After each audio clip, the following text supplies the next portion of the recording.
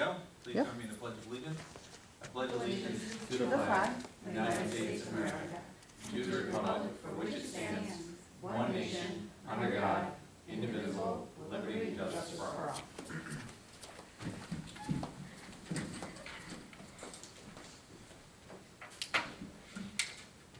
Call this work session to order at 6 p.m. Make a roll call, please. Michael Cashman. Present. Thomas Wood. Here. Barbara Hebert. Here. Charles Costick. Here. Dana Isabella. Here. James Coffey. Here. And I am present. Kathleen Keenan. Perfect. I am is present? Wow, that's really good. Is there anybody seeking to provide public comment this evening? Seeing none, I'll move forward. I just want to put a footnote out there that on Saturday is October 15th, correct? Mm-hmm. Yes. That's right. Thank you. All day. We will have our budget work session here at Town Hall with our department heads starting promptly at 8 a.m. So just as a quick reminder, this meeting shouldn't be long this evening, as it's a work session, and now that the schedule has worked out a little bit without the fifth Thursday and a couple things, more traditional work session. You have for your consideration next week minutes, also setting the two public hearings as it relates to budget items. You will also see two items that relate to the request for changing speed limits related to two roads. There is a lengthy process that goes within that, but this begins a larger dialogue through that process.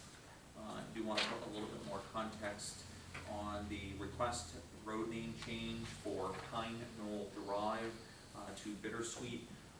If you folks are not super familiar with kind of how it is that Bittersweet kind of comes like this and then connects with the other road. It really is one continuous loop. Kelly Donahue in Office of Emergency Management from time to time reaches out, and they try to just clean things up from an operational standpoint. One of the conversations that we had very directly though is there's two houses that are on that street, and we know the impact can be to residents that when you change a name, right, that you've already been there. One individual, I think there's going to be a change in the residence, so the timing is kind of fitting. And then the other individual, Kelly made direct contact with that resident, so it's not a concern. I shared it for you in advance, so when we go to vote on it, it's not like, oh, have people been contacted and do they know what's going on and stuff.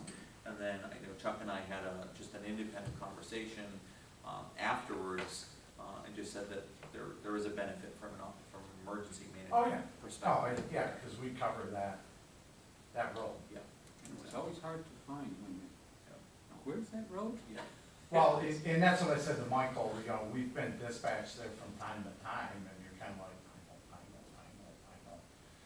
Just because there's only a couple houses there, and it really is one continuous loop. Yeah, that's why I couldn't understand. Well, it's the same road, I'm on Bittersweet, why is it? Yeah, it just kind of changes when you Can't get find to the that house. one. Yeah, So, makes sense. but again, just, wanted to give you a little bit of that context in advance.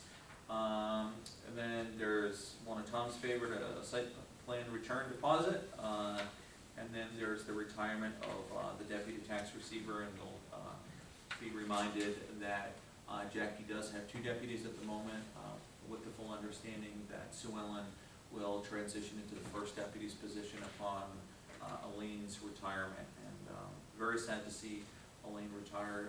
She's been with the town for approximately 13 years, so she's been around the block a couple of times, and she's provided excellent service. Are there any committee reports people are seeking to provide? Committee reports. The only go ahead, Tom. No, yeah. The only footnote that I would provide is as far as things that are just out there from a rec perspective, because people have probably been seeing the development. The new playground equipment at May Courier is approximately 80% done.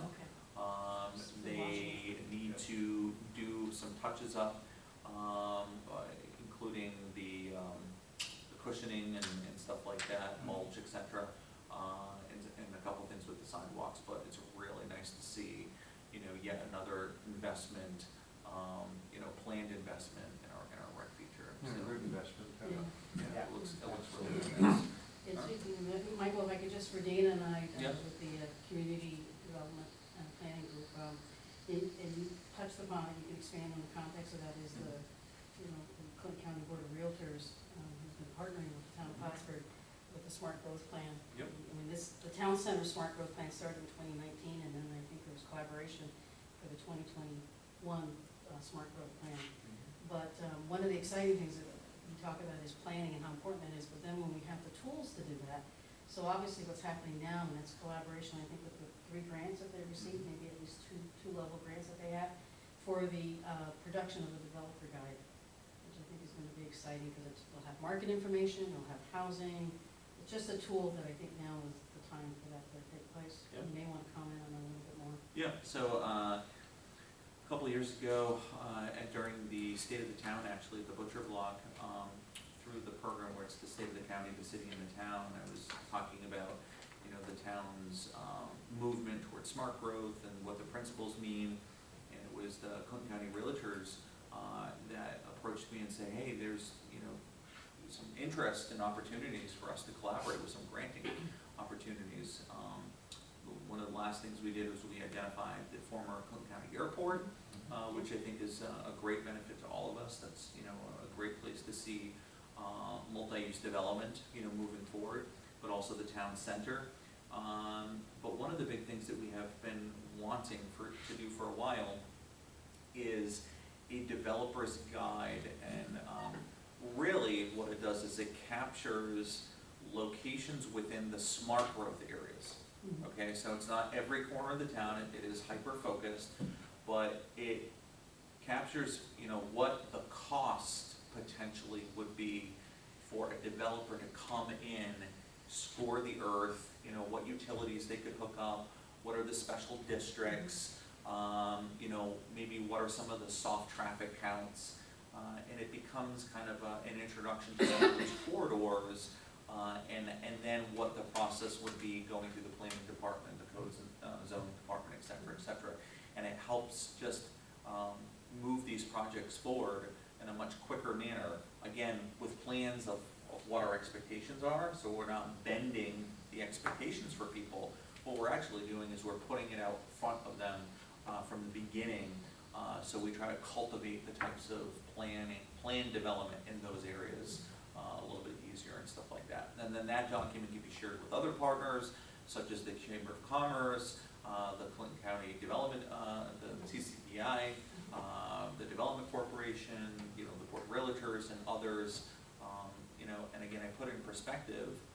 It's been a little while, but one of the last times they did a traffic count from exit 37 down to that corridor in the town center, the traffic count was either on par or busier than Wolf Road down in Albany. So we're not a slumbery little North Country community. We are the center of much of the commerce in the county, and many of the residents pass through that sometime within their weekly, visits out and about.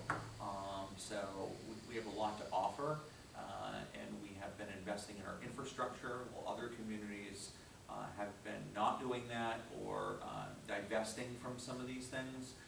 It's a great opportunity for us to continue to punch above our weight.